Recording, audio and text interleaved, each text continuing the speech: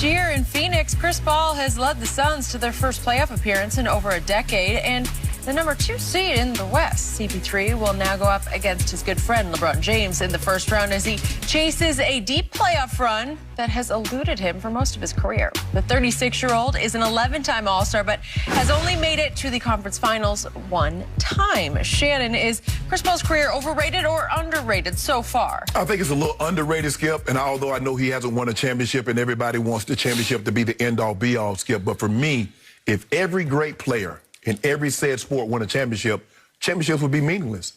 That's what makes championships so special, is that it's so hard to accomplish it. In every great player, there have been a lot of great players that's never won a championship, and that's okay. That's what makes people want to chase it, because if everybody could get it, what's the meaning of it? It would lose some of its significance. It would lose some of its importance.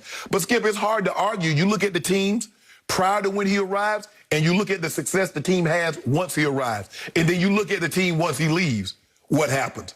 So for me, I think Chris Paul has been a little bit underrated. Skip, and it's hard for a guard to have that, unless like Steph Curry is a different animal. Magic Johnson was different animal, but Magic 6'9". So Skip, we probably need to take Magic and stop saying he's a guard, because he was so unique in what he could do.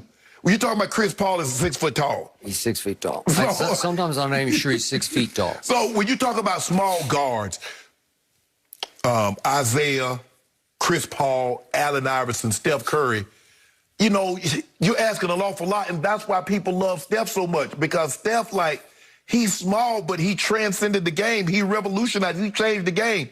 Zeke was able to lead teams to championship as a 6'1" guard. But for me, Skip, I think he's underrated. For the simple, and people say he's overrated. Well, if he's that good, why hadn't he won a championship? But I don't think Chris Paul has ever been, really, with the exception of what maybe, can we honestly ever say Chris Paul had the best team, was on the best team in the NBA, and we thought that, man, yeah, okay, maybe some of those Clippers teams with him and Blake, they had Jamal, I think Jamal Crawford was there, DeAndre Jordan. Yeah. But when you look at it, Skip, I really never thought that. Was he supposed to win one in New Orleans? No. They're pretty good, but not championship quality. Right. Yep. So for me, Skip, I'm gonna say he's underrated. It's hard to argue his input, his what happens to the team once he arrives, because we saw the only difference between obviously Monty Williams. I think Monty was there last year, but the only difference between the Suns last year and this year is Chris Paul. Yep. That's the only difference. And I buy that. They're the 2 seed. So I believe his career is a little underrated. Boy, but a championship for this kid, for what it would mean for him, I think if he gets a championship, Skip, I think you're going to have to start putting him, he's close on the precipice. I don't know. Obviously, when I think of guards, Magic is number 1. I'm going Steph 2. I would say, Oscar, Isaiah, but Chris Paul, if he gets a championship, it's going to be hard to say he's not a top 5 point guard. That's a big if you just spat out. I'm sorry, it's getting. And if he's going to get it, it's going to be at the expense of your Lakers. Yeah. Right. And I think you would, Skip, if he can run the gauntlet and beat the Lakers and somehow beat the Nets on the other side, or beat. Well, now you've done it. That's it. You have become a made man. Right, because what made Bird and Magic so special, Skip, what? Somebody had to go through the other one. Yeah. Somebody had to cry. Okay. Somebody had to lose. By the way, it did surprise me last night when I saw the Suns are a 2.5-point favorite. It's what, Sunday? Yeah, Sunday 2.5. It's Sunday early, right? But for the series, the Lakers are the favorite. Yep. First time in history. Hey, can you tell me why? Can you tell me why, Skip? Anthony Davis. There you go, see?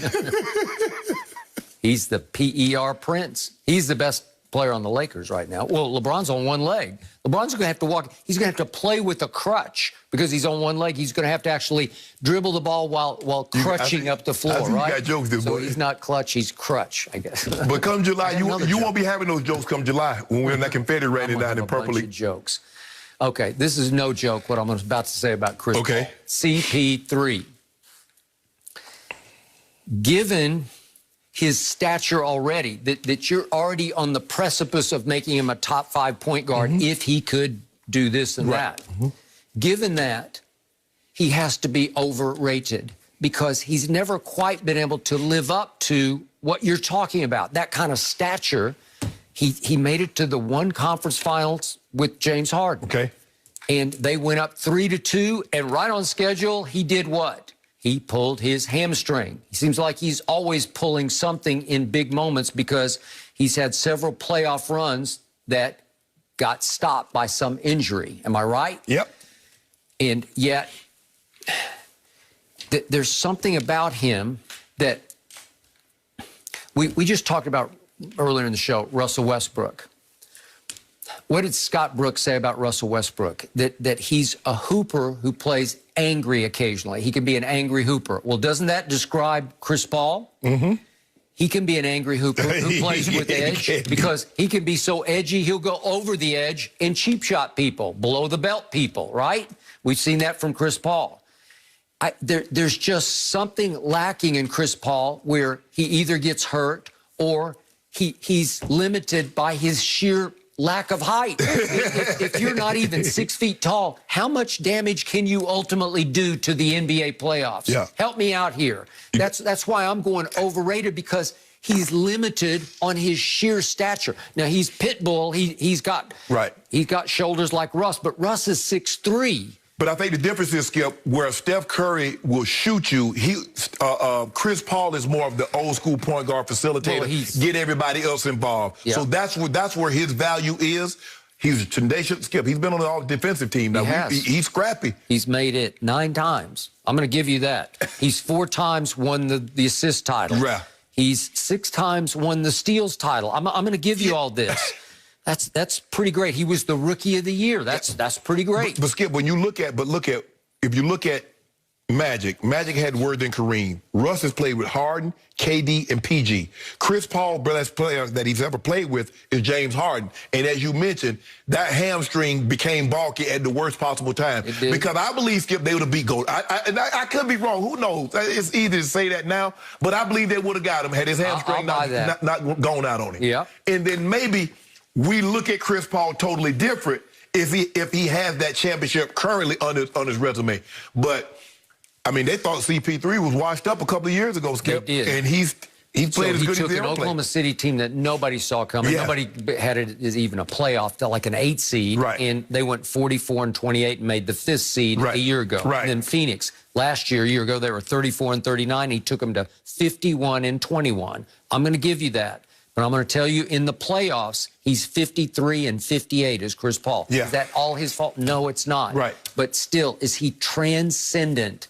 Can he elevate a team to the highest level? Well, it's hard to elevate when you're only 6 feet tall, right? Well, you're not elevated. You were not elevated. And the greatest shot he ever hit was at my expense in my Spurs back in 2015, and it was on May the 2nd of 2015. And you know what happened that night? Mayweather-Pacquiao happened that night, so I got it twice that day, because if we could see what happened at the end of the game, he had pulled his hamstring and came back in and made that shot over Tim Duncan. That's the shot of shots. That won the game 111-109. That was the greatest shot he ever made. And hit that on Danny Green, see? Yeah, well, it was then Tim came over and got the big hand up. But the point was, I was impressed that day, but that was the highlight. That was the first round of the playoffs. Right. And what happened to the Spurs? They lost to the Pelicans. It was Anthony Davis on the last regular season night, and they fell from the 2 seed all the way to the 6 seed. Right. And Game 7 wound up at Staples, and that's the end of that. And Chris had to come back off a balky hamstring to make that shot. So I was highly impressed. But that's his highlight. That's career highlight right there. But he has an all-time knock, Skip. They were up 3-1 on Houston. On which one? When he was at the Clippers. Yes. And you remember they came? No, they were. Yes. And they were up 19 at one point. Yep. And they got chased out. That's bad. That might be the baddest thing on his resume as far as playoff, Skip. But I think he's been a great player. You mentioned all the accolades. Led the league in assists. Led the league in steals. All defensive. All NBA. All-star. Now the thing that's missing, Skip. Now that's the final piece. Okay. That's the final piece of the puzzle that can say, okay, Chris, you belong. Okay. But even if it doesn't happen, See, and this is what happens, is that we place so much emphasis on the titles. Yeah. Now, when he goes and links up, and that's what guys have done. That's why you see all these guys go link up, Skip, because they're tired of hearing who's the best player that's never won a title. Okay, so let me throw one last angle at you. Okay.